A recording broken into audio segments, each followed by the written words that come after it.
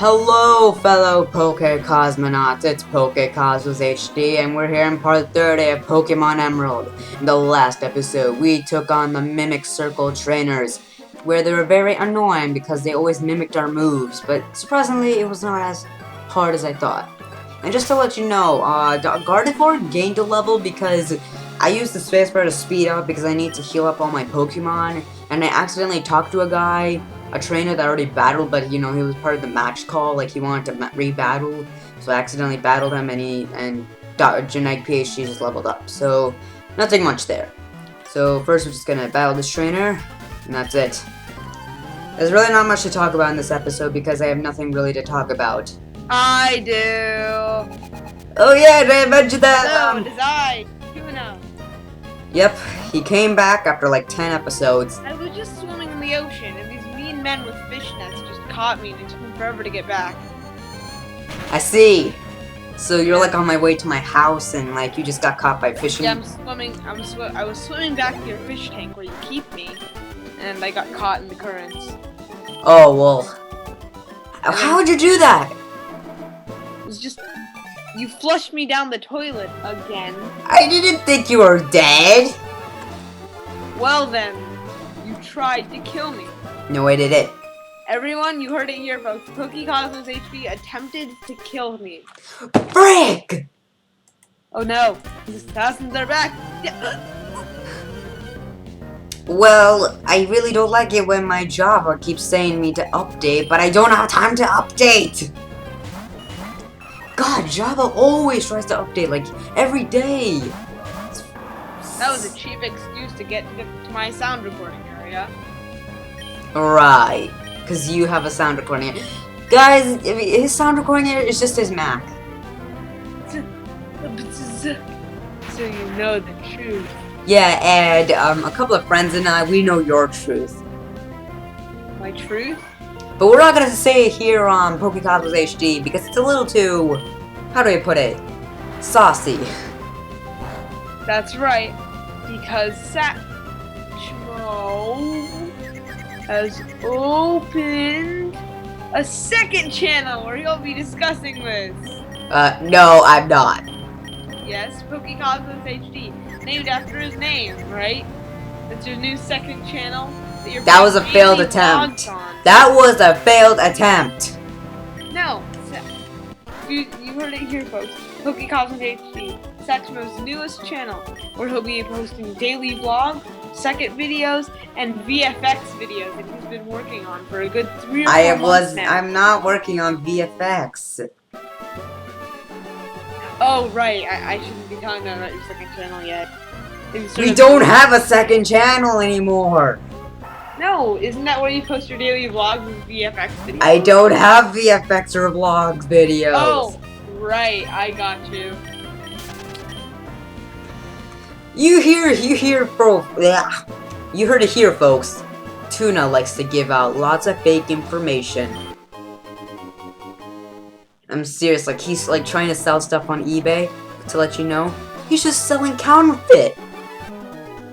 Hey, How do you know about the counterfeit light bulbs I'm selling?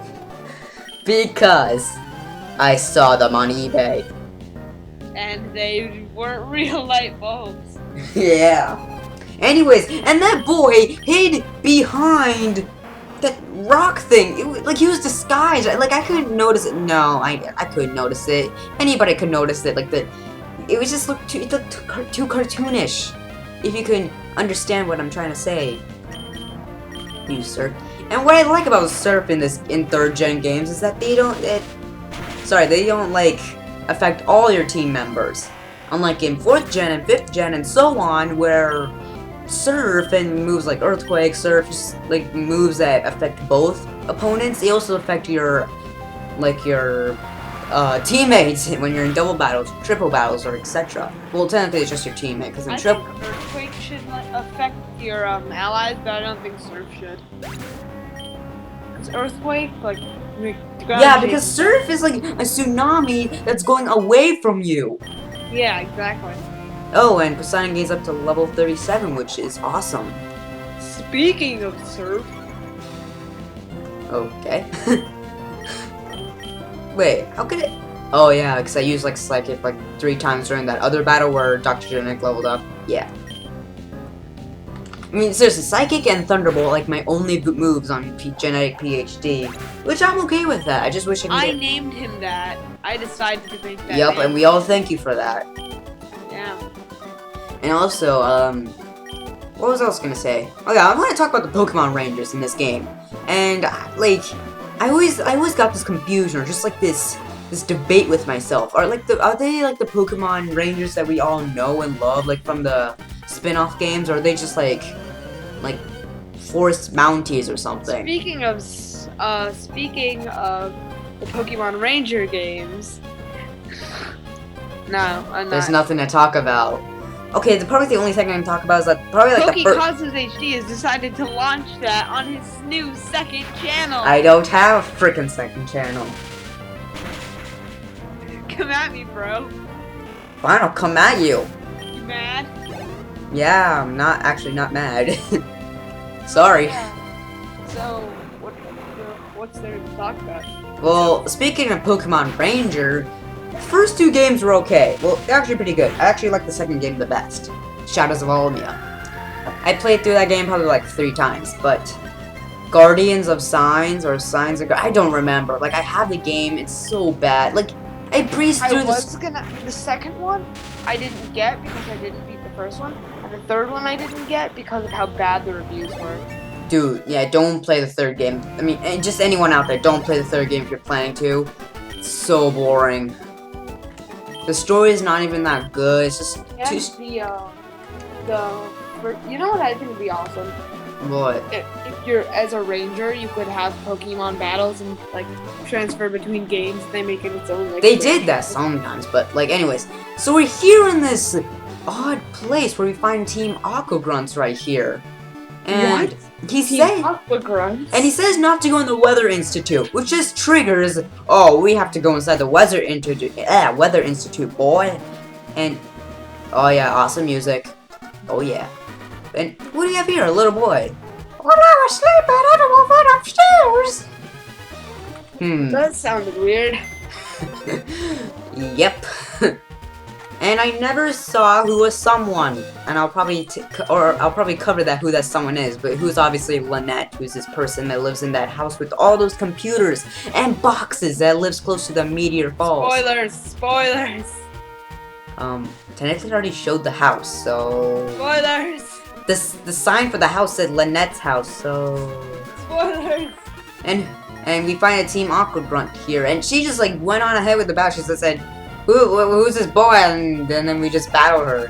No, like, I'm gonna kill you, or like, I'm gonna send you to jail, I'm gonna prevent... Team Aqua's gonna prevail over the entire universe. Or something like that.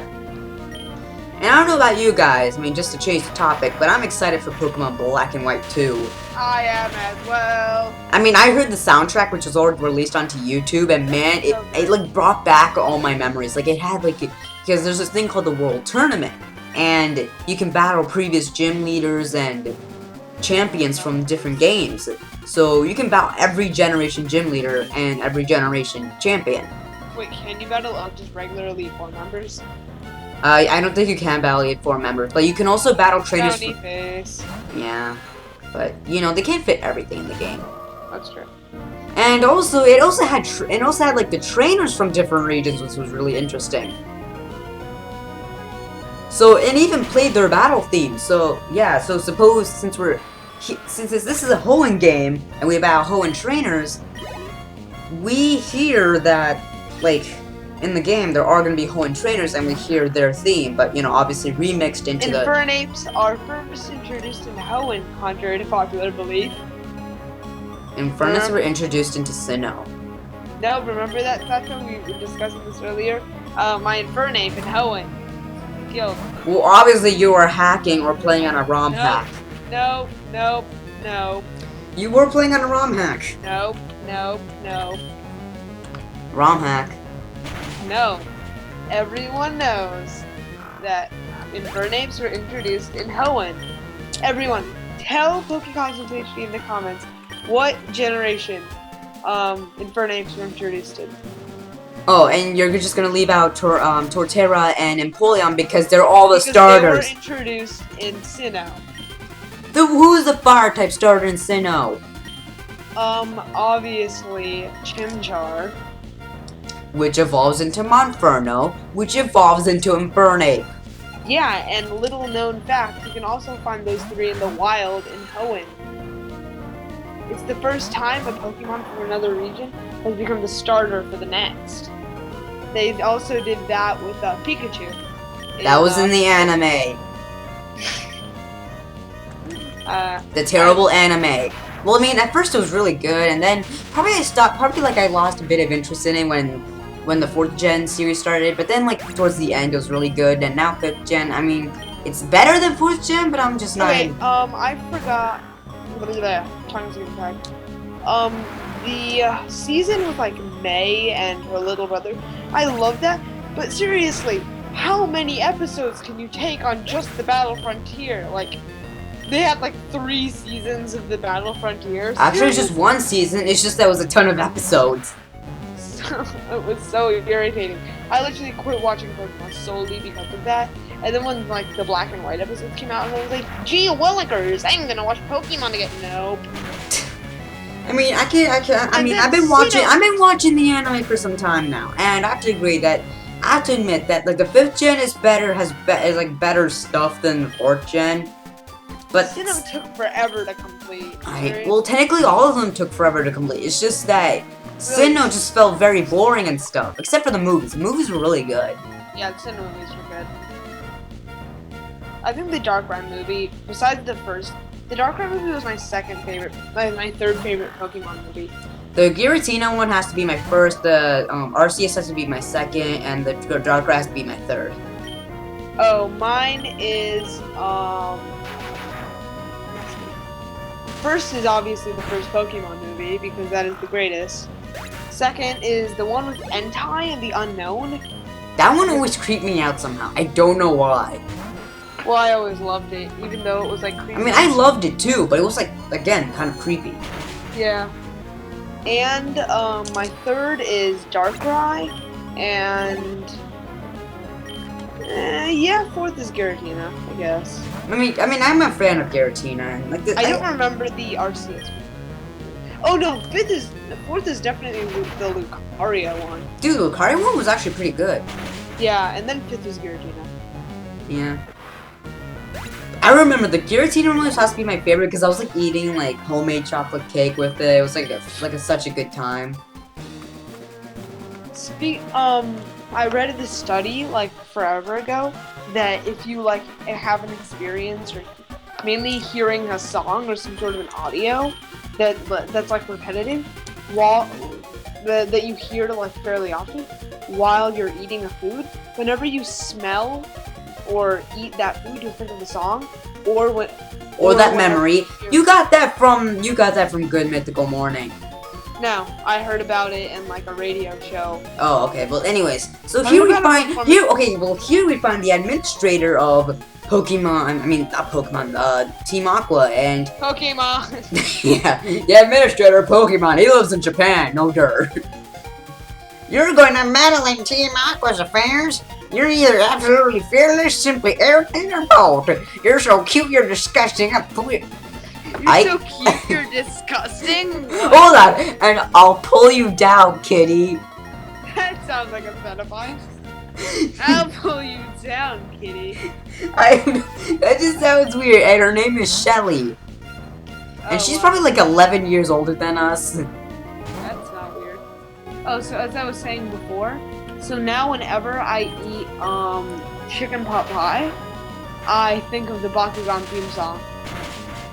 But I thought you're pescatarian. Oh no, I watched Bakugan and I ate chicken pot pie before being pescatarian. Oh, okay. Little known fact, he's pescatarian. Meaning, for those that don't know, the only meat he can eat is fish. I am a cannibal. I eat tuna. Da da da. Good one. Yeah.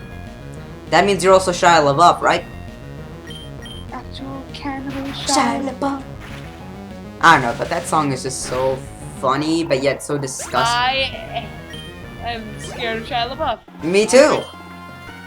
In fact, my room is actually kind of dark, and I'm expecting Shia LaBeouf to just come up behind me and be like, Why is it "You so have dark? such tender skin." My door is closed. My room's fairly dark.